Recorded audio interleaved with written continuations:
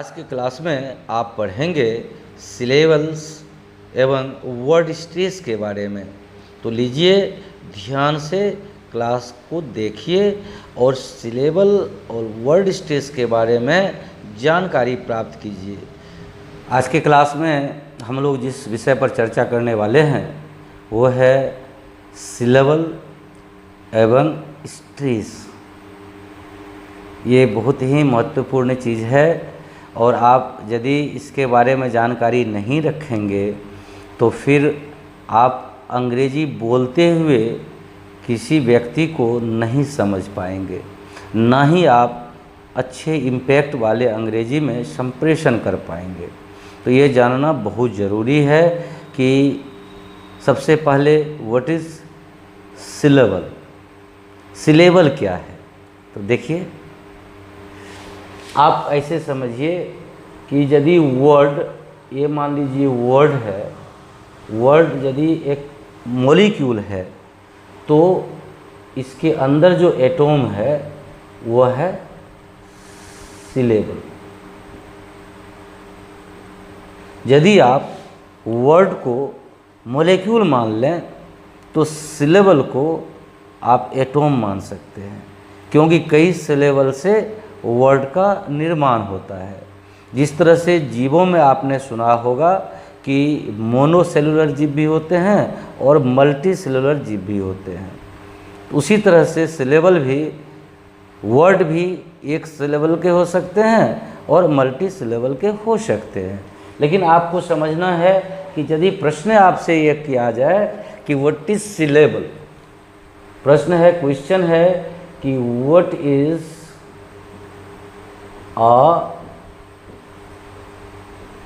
Syllable, इसको ध्यान से पढ़िए, सिलेबल, सिलेबल। तो आप जवाब दीजिएगा, आंसर होगा आपका a syllable is a part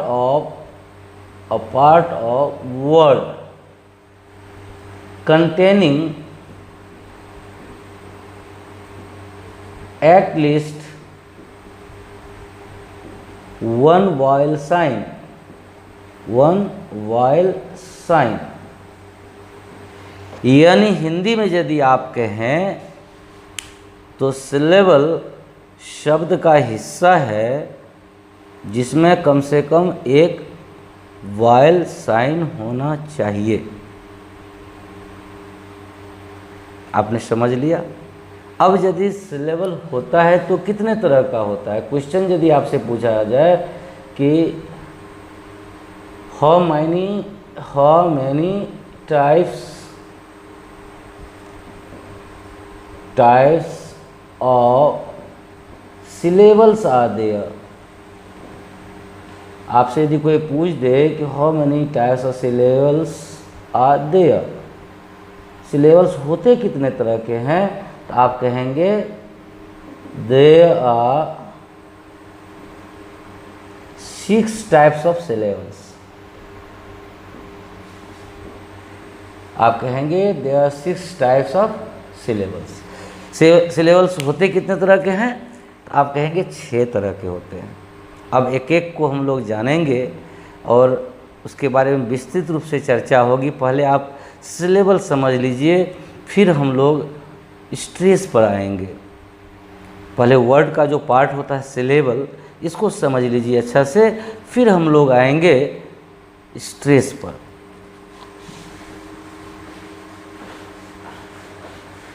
तो जैसा कि आपने आसानी से समझ लिया होगा कि सिलेबल्स आर ऑफ 6 टाइप्स।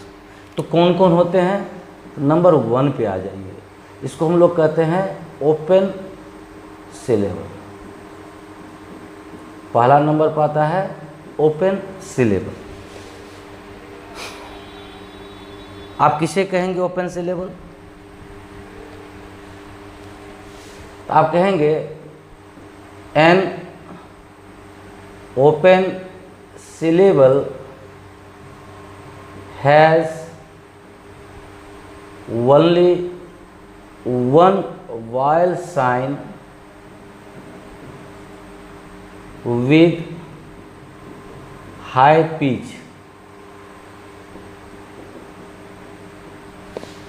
आपने क्या लिखा कि an open syllable has only one vowel sign with high pitch, यानी ओपन सिलेबल में एक ही वॉयल होगा, लेकिन उस वॉयल का जो पिच होगा वो थोड़ा ज़्यादा होगा, वो वॉयल का पिच ज़्यादा होगा। और एक गंभीर बात है जिसको आप लोग ज़रूर नोट कर लें कि एक ओपन सिलेबल वाले वर्ड में दो वॉयल के बीच सिर्फ एक कॉन्सोनेंट रह सकता है, एक से ज़्यादा कॉन्सोनेंट नहीं रह सकता है। एक शब्द देखें आप, बेबी। अब यहाँ देखिए ए और वाई, चूँकि वाई मैंने पहले भी बताया था आप लोगों को कि यदि डब्लू और वाई शब्द के अंत में आ जाए तो वॉयल हो जाते हैं। तो यहाँ गौर करिए, ए और वाई के बीच में सिर्फ बी कॉन्सोनेंट आया है, और क्या पढ़ते हैं इसको, बेबी।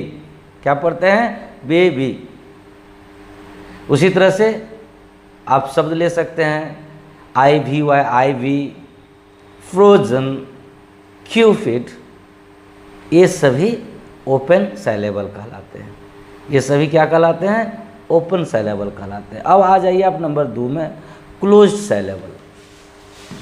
अब क्लोज्ड सिलेबल किसे कहते हैं, नंबर 2 में आप देखेंगे closed syllable.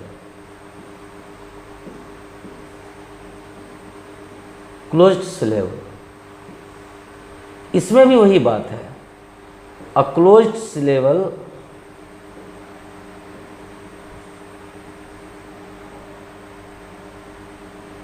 A closed syllable contains only one vowel sound,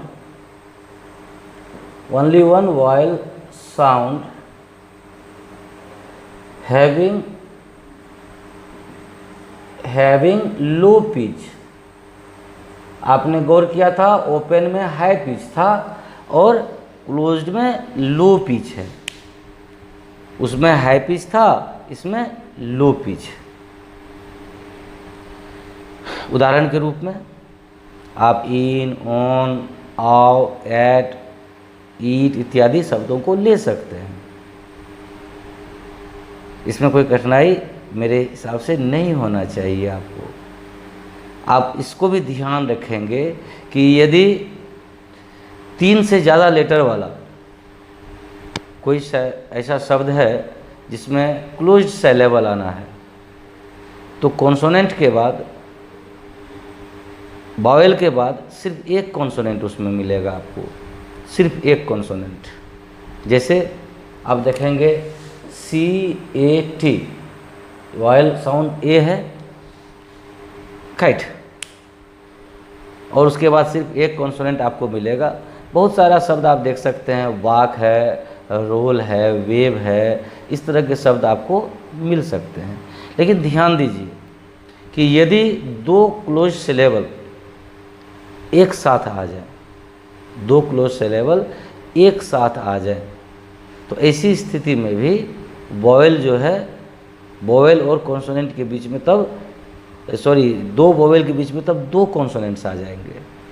जैसे शब्द देखिए आप, विंटर, समर, कॉमन, टेम्पर, ये सब शब्द जो हैं इसमें 2 क्लोज सिलेबल साथ साथ आ गया है, win, WIN plus TER।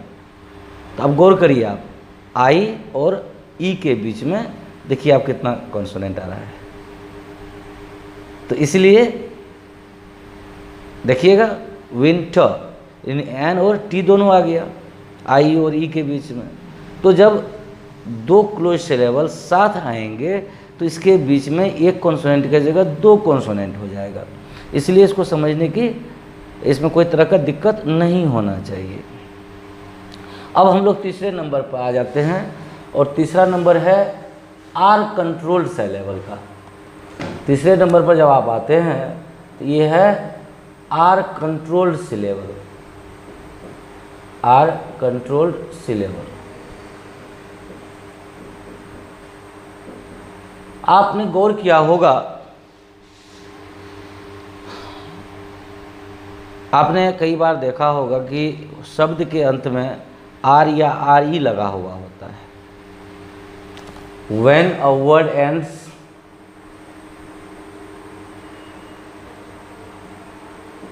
ends in R or RE,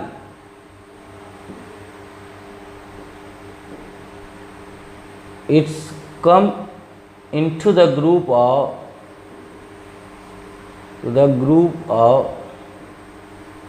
R controlled syllable।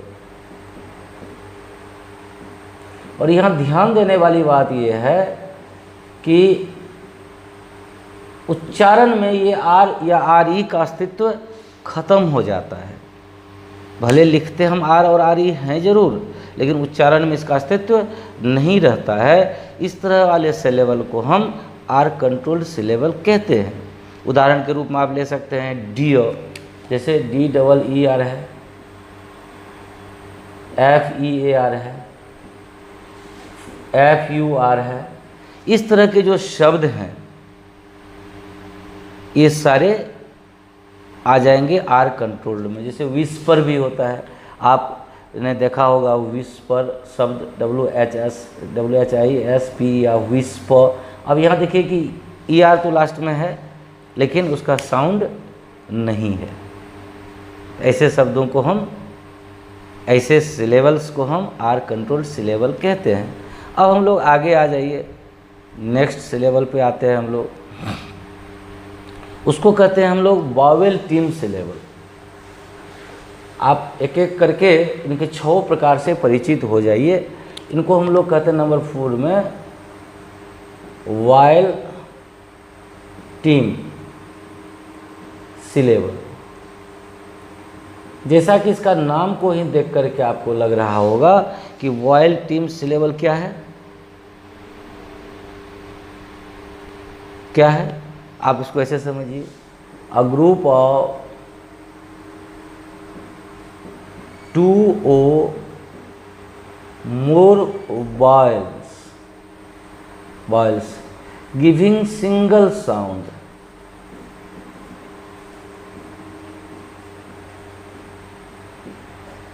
is called a vowel team syllable। आप इसको फिर से समझने का प्रयास कीजिए। मैं बोल देता हूँ ताकि आपको लिखावट समझने में यदि दिक्कत हो तो भी आप उसको आराम से समझ लें। आप ऐसे समझिए कि a group of 2 or more than 2 vowels having 1 vowel sound is called vowel team syllable। यानी आप इसका नाम से ही देख रहे हैं vowel team, मतलब यदि 2 वॉयल हो या 2 से ज़्यादा वॉयल्स हो, इसके ग्रुप 2 या 2 से ज़्यादा वॉयल का ग्रुप मिलकर एक वॉयल का साउंड दे, ऐसे वाले सिलेबल को हम वॉयल टीम सिलेबल के रूप में जानते हैं। ऐसे वाले वॉयल ग्रुप को हम, टीम को हम वॉयल टीम सिलेबल के रूप में जानते हैं। जैसे आप देखिए RAIN। अब गौर करिए 2 यहाँ पर वॉयल है, लेकिन उच्चारण में आप क्या कहते हैं, रेन। उच्चारण यदि आप इसका लिखेंगे तो फोनेटिक्स में ऐसे लिखा हुआ मिलेगा आपको। यानी ये वॉवेल टीम क्यों है, क्योंकि वॉयल तो 2 हैं, वॉयल यहाँ पर 2 हैं, लेकिन 2 वॉयल होने के बावजूद भी उच्चारण सिर्फ एक ही वॉयल का हो रहा है, इसीलिए यह वॉयल टीम सिलेबल कहलाता है। इसीलिए वॉयल टीम सिलेबल कहलाता है। अब हम लोग नेक्स्ट पर चर्चा कर लेते हैं, नंबर 5 पे। और 5 नंबर पर जब आप आते हैं तो इसको हम लोग कहते हैं VCE सिलेबल। अब देखिए VCE आप नहीं समझे होंगे तो आप इसको ऐसे समझ लीजिए, वॉयल प्लस कॉन्सोनेंट प्लस ई, ऐसे समझ लीजिए आप इसको। अब आप देखेंगे कि बहुत सारे ऐसे शब्द हैं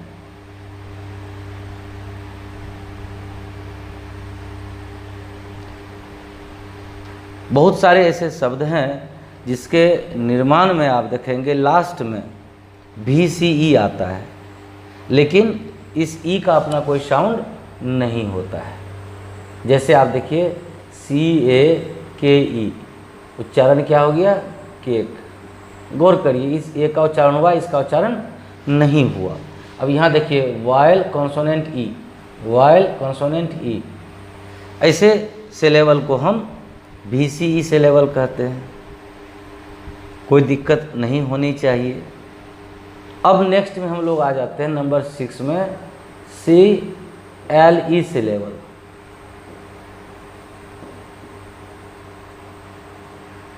CLE सिलेबल आपने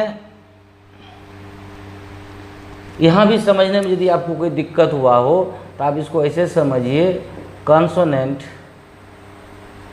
प्लस LE सिलेबल। CLE का मतलब कॉन्सोनेंट प्लस LE, इस सिलेबल को हम CLE सिलेबल कहते हैं।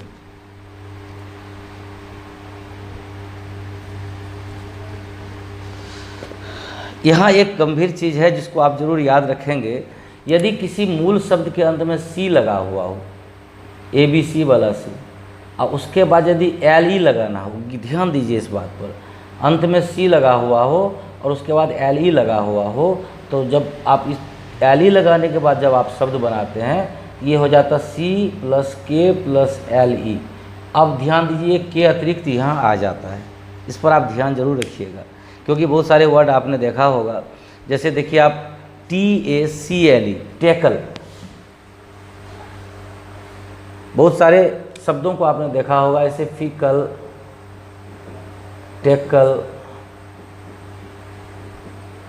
इस तरह का शब्द, और इसको हम लोग कहते हैं CLE सिलेबल। तो सिलेबल आप 6 तरह का समझ गए। अब वर्ड स्ट्रेस पर चर्चा हम लोग विस्तार से नेक्स्ट वीडियो में करेंगे। तत्काल के लिए मैं आपको बता दूं कि कोई भी शब्द सिंगल सिलेबल भी हो सकता है, मल्टी सिलेबल भी हो सकता है, लेकिन इसको जानने के लिए आपको स्ट्रेस अवश्य पढ़ना होगा, जिसकी चर्चा हम लोग आगे के क्लास में करेंगे। स्ट्रेस की चर्चा आगे की क्लास में होगी। तत्काल कुछ उदाहरण से मैं इसे आप लोगों को समझाना चाहूँगा। आप गौर करिए, BOOK है, ये कैसे पढ़ा जाता है? आप देखिएगा कि सिंगल वॉयल है, बुक, ये क्लोज सिलेबल का उदाहरण है, बुक। इसमें आपने ज़्यादा दिमाग लगाने की ज़रूरत नहीं है क्योंकि ये सिंगल सिलेबल है। अब गौर करिए आप दूसरा वर्ड पर, BEAUTIFUL। यदि इस शब्द को आप देख रहे हैं, आप इसको डिक्शनरी में देखेंगे तो आपको ऐसा लिखा हुआ भी मिलेगा। फिर ये देखिए ब्यू, उसके बाद टी में ऐसे मिलेगा और ए फुल में इस तरह से मिलेगा। आपने क्या समझा, ये क्या है, व्हाट इज़ दिस? डिक्शनरी में यदि आपने देखा होगा तो आप नहीं समझ पाए होंगे कि ये क्या है। इसी को हम स्ट्रेस कहते हैं। स्ट्रेस मुख्य रूप से 3 तरह का होता है, प्राइमरी स्ट्रेस, सेकेंडरी स्ट्रेस और न्यूट्रल स्ट्रेस। जब आप बोलते समय आपका सांस जो है ऊपर की ओर उठे तो प्राइमरी स्ट्रेस, नीचे की तरफ जाए तो सेकेंडरी स्ट्रेस, और यदि न्यूट्रल रह जाए, बीच में रह जाए तो न्यूट्रल स्ट्रेस। अब इसको कैसे पढ़ेंगे आप? ध्यान से देखिए, ब्यूटीफुल, व्यू यानी ऊपर की ओर, टी नीचे की ओर और फुल बीच में, इसका उच्चारण होगा ब्यूटीफुल। आगे हम लोग एक एक करके स्ट्रेस पर भी पूर्ण चर्चा करेंगे और मुझे पूरा विश्वास है कि आप जब अंग्रेजी बोलेंगे तो वह अंग्रेजी एक शानदार इम्पैक्ट लाएगा और आपके शब्दों को सुनकर सामने वाले सम्मोहित हुए बिना नहीं रह सकेंगे। लेकिन लगातार वीडियो को लेने के लिए समय आपको इसका नोटिफिकेशन मिल जाए, इसलिए आपको YouTube चैनल को सब्सक्राइब कर लेना चाहिए। आप सीधे गूगल पर जाएं और SM झा ऑन YouTube बोलें और मेरे इस चैनल को सब्सक्राइब कर घर बैठे सिर्फ अंग्रेजी बोलना ही नहीं, अंग्रेजी में प्रवीणता हासिल करें, बहुत कम समय में आप अंग्रेजी में एक्सपर्ट हो जाएंगे। ना याद करने की झंझट है, ना रटना है, ना ही ट्रांसलेशन मेथडोलॉजी पर काम करना है। अंग्रेजी में ही अंग्रेजी सीखना है। इसलिए आप लोगों को प्रतिदिन का 1 घंटा ब्रिलियंट पॉइंट के नाम सुरक्षित कर देना चाहिए और इस YouTube चैनल को निश्चित रूप से सब्सक्राइब करना चाहिए और अपने मित्रों को भी, अपने परिचितों, अपने संबंधियों को भी अवश्य कहिए कि